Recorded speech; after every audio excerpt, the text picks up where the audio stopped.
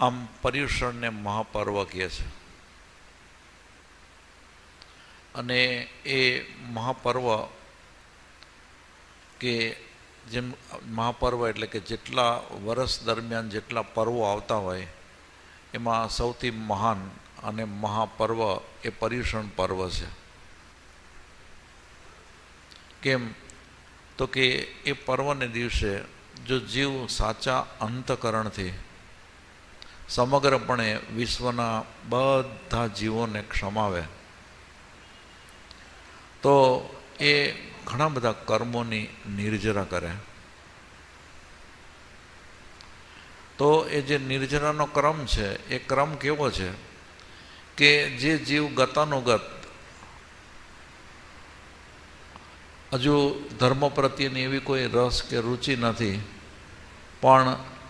એને આવા સંસ્કાર પડ્યા છે કે ભાઈ આપણે સંવત્સરી પ્રતિક્રમણ તો કરવું જ જોઈએ, અને આવી રીતે ગતાનુગતપણે પણ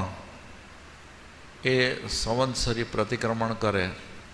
અને એ પ્રતિક્રમણ કરતી વખતે કંઈક આંતરિક ભાવ સારા રાખે,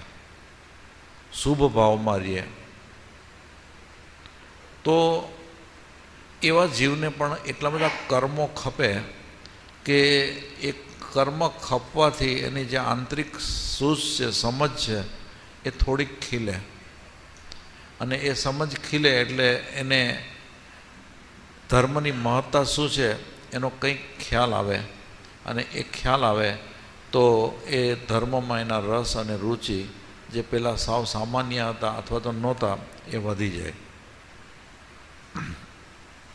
પછી બીજા પ્રકારનો જીવ કે જેને થોડા ઘણા પણ રસ રુચિ છે, એનાથી ઉચ્ચ પ્રકારનો જીવ કે જેને ઘણા બધા રસ અને રુચિ છે. આવા દરેક પ્રકારના જીવો કે જે પોતે વર્તમાનમાં જે સ્થિતિમાં છે એ સ્થિતિમાં પણ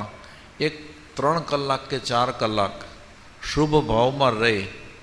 અને કર્મ ખપાવા છે એવી ભાવના અંતકરણમાં રાખી અને જગતના બધા જો જીવોને એ ખમાવે તો એના રસ અને રુચિ આધ્યાત્મ માર્ગની અંદર એ જેટલા છે એનાથી વધતા જ જાય અને એ જીવ પછી અનુક્રમે પોતાનું આત્મકલ્યાણ સાધી શકે. આપણે આ ક્ષમાપનાનો મહાદિવસ છે, મહાન દિવસ કે જે કાલે આવી રહ્યો છે, અને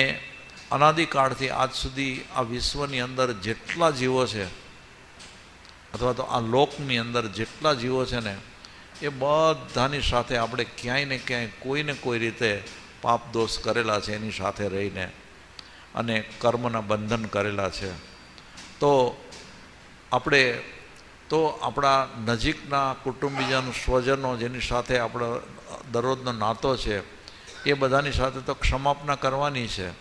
પણ સાથે સાથે આ વિશ્વના બધા જીવોની સાથે ક્ષમાવતા જઈશું તો ખરેખર આ અંતઃકરણપૂર્વકની જે ક્ષમાપના હશે ને એ આપણને એટલા બધા હળવા બનાવી દેશે અને આગળની આરાધના કરવાને માટે થઈને એટલું બધું બળ પૂરું પાડશે કે એ બળથી જ આપણે ઉપર ને ઉપર વધતા જઈશું.